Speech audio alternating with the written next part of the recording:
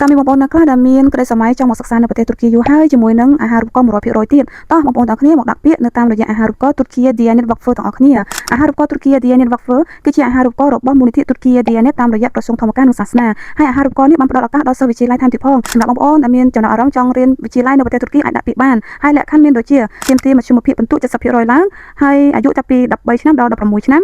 លក្ខខណ្ឌឯកសារមានដូចជាសញ្ញាបត្រឌីប្លូមទី9និងប្រតិបត្តិពិន្ទុនិងសម្បត្តិបញ្ជាក់កំណើតគ្រប់ឯកសារទាំងអស់យើងត្រូវបកប្រែជាភាសាអង់គ្លេសពីក្រសួងការបរទេសសម្រាប់លក្ខខណ្ឌកម្រិតសិស្សមហាវិទ្យាល័យវិញទាមទារមធ្យមភាពពិន្ទុ 70% ឡើងដូចគ្នាអាយុក្រោម21ឆ្នាំហើយឯកសារត្រូវមានដូចជាសញ្ញាបត្រទី12និងប្រតិបត្តិពិន្ទុទាំងឆមាសទី1ទាំងឆមាសទី2និងសម្បត្តិបញ្ជាក់កំណើតគ្រប់ឯកសារទាំងអស់ត្រូវបកប្រែជាភាសាអង់គ្លេសពីក្រសួងការបរទេសដូចគ្នា